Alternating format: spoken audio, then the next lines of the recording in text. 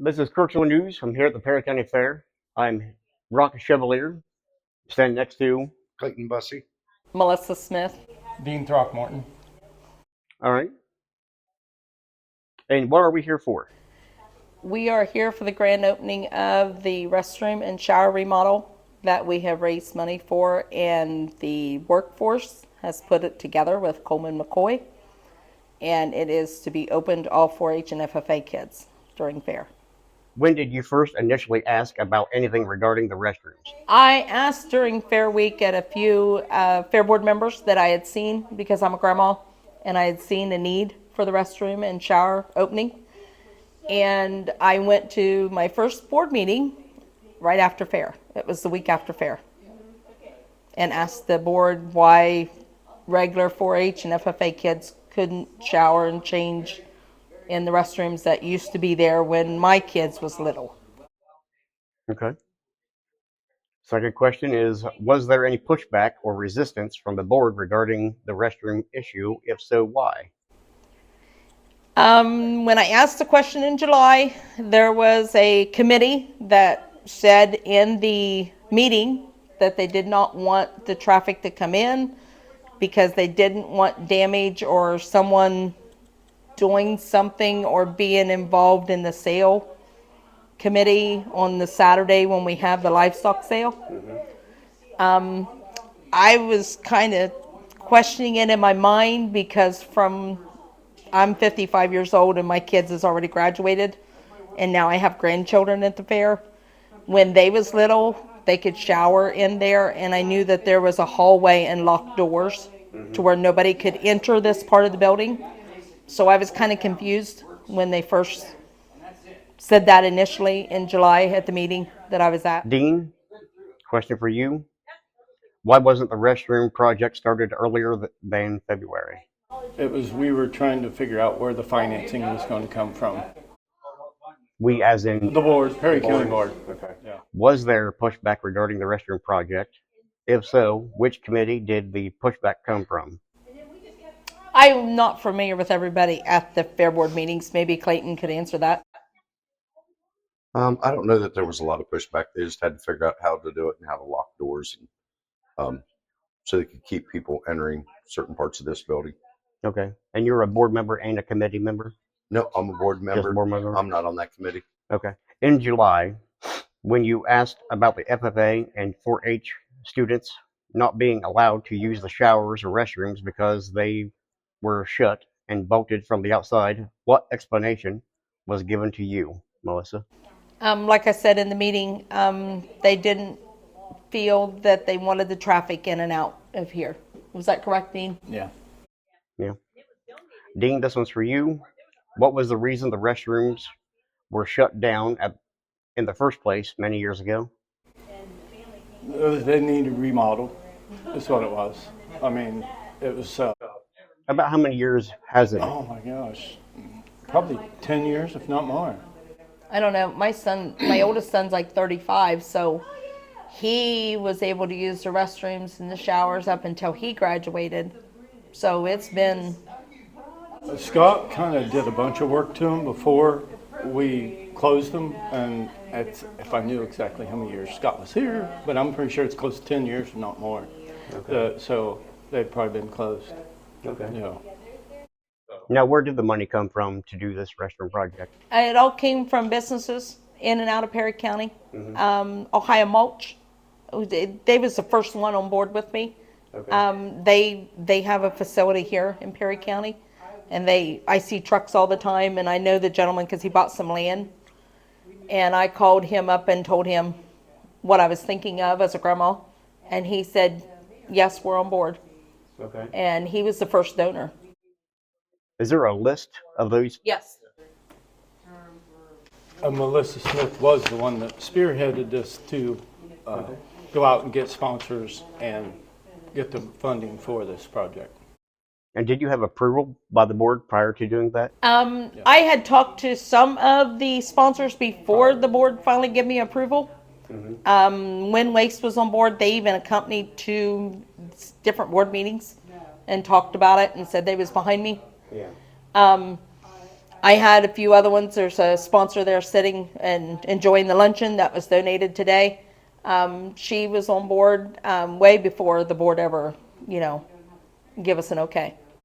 Okay. All right. Are you going to show us the restrooms and see the improvements? Walk this way. All right. Walk in. All right. We're going to go in where the restrooms are located. And who wants to explain the door thing? That's the men's. Dean can. And well, that's the men's restroom, and that can be deadbolted shut completely, which would take a key, or we have a remote on it that if you wave your hand over it, it'll open it up, and you can go in there, and you'll have a remote that hangs here. That's the only way you can get back out. You'll take the remote in with you if you go in, and then once you're inside, you hit that remote, it would unlock the door to come back out. Okay. Or you can access it all from the outside, which is, the outside door. All right. So, And how would you disable that? oh, you unplug it there. Okay. You just unplug this here, and it shuts this off, so it will be opened all the time. All right. And then you got a deadbolt. You have to put the key in here, and you lock it so nobody can access this part of the building. Okay. So, and that same thing on the women's side. All right. Melissa, you want to go ahead and show us the restroom? Yeah. Walk this way. Here you got things to hang, whatever you want. You've got a USB port so you could charge things, do makeup, hair, whichever you want. If you want to walk in the shower and shut the door, you will see that you have plenty of shower room and changing area. It's approximately 8 foot. And you also have a lock on the inside, so that way it's private.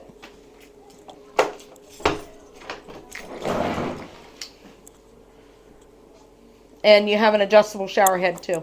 You have a small one and a large one. It's a magnetic. Oh, sorry about that. Yeah.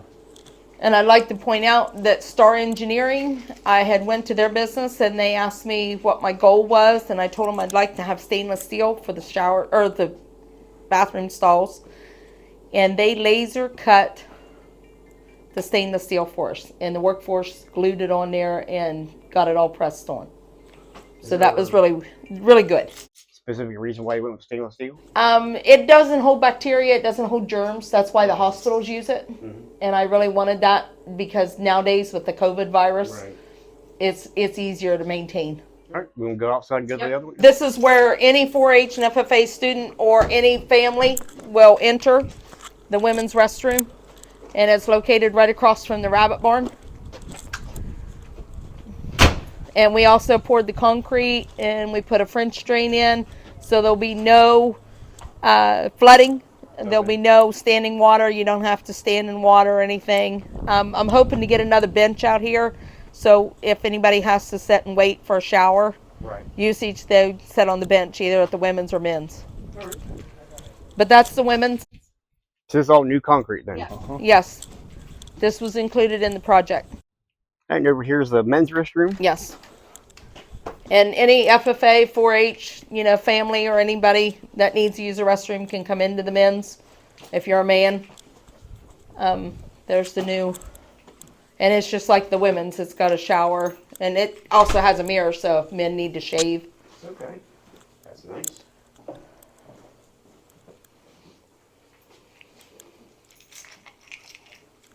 And as you can see, on that door, it says no admittance private, just like it did in the women's.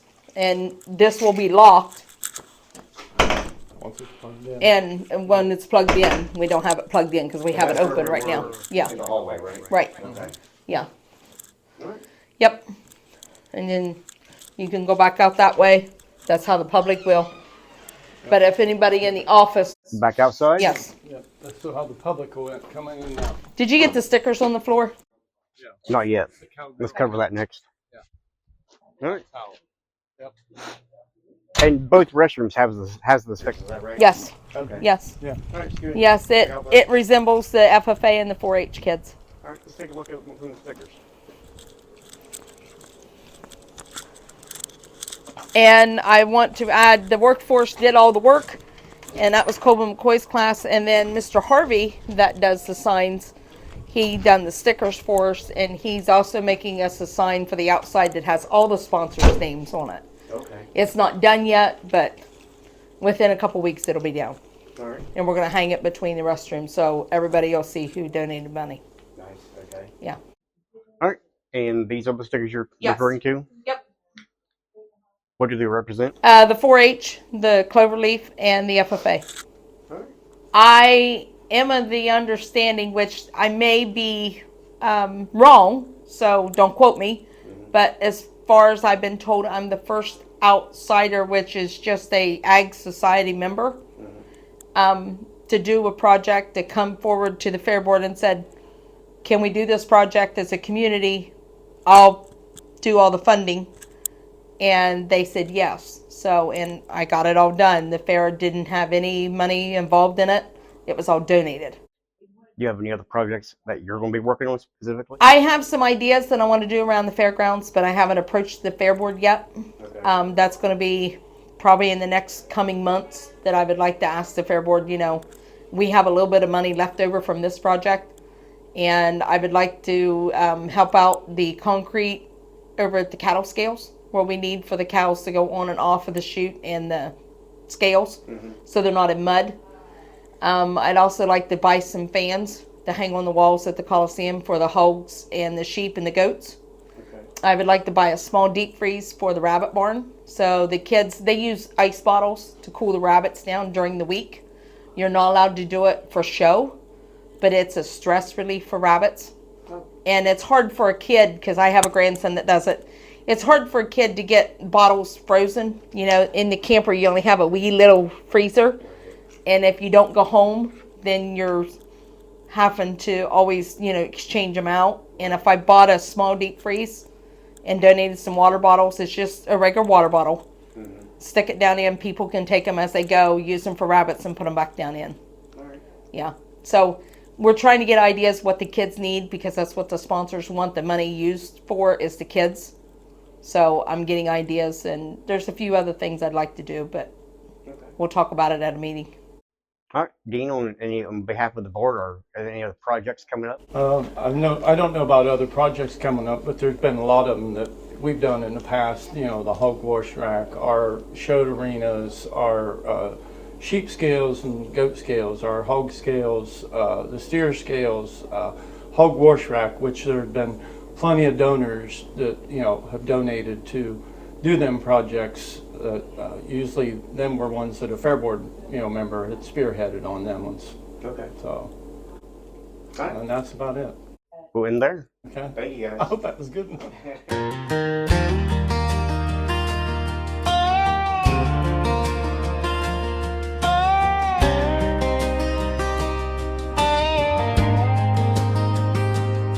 Down at the Perry County Fairgrounds, where the summer lights still shine, the kids bring dreams and hard work, and memories stand the test of time.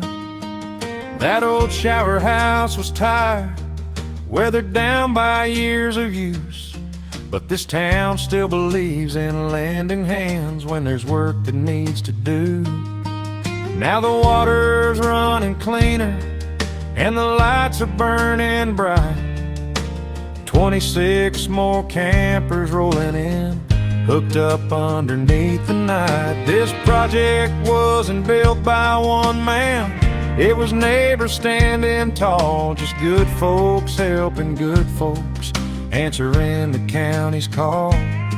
It was Ohio, Mulch, and Bellstores, Libby Company showing heart, Cotterman and Higgins Lumber helping build a brand new start.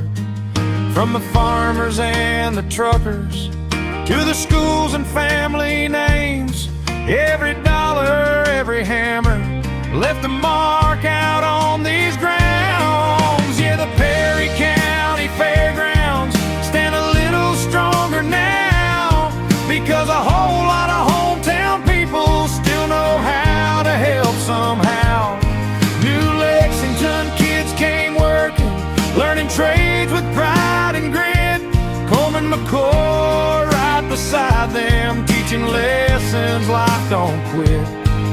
Veterinarians and bankers, feeding, seeding, hardware stores, artist families, local businesses opening up their doors. Sheriff Barker showed his support, truckers hauled the loads around, excavators moved the earth and poured new life into the ground. Every sponsor made a difference, every name deserves this song, 'cause when a small town comes together, there ain't much that can go wrong. It was Park National and Shelly, but his son's out on the road, Wind Waste and Ludowici, helping carry heavy loads from Somerset down through Shawnee. Every heart and helping hand made the fairground shine a little brighter for the future of this land. Now the children wash away the dust after showing livestock all day long. Families gather around the campers and the fair keeps rolling on.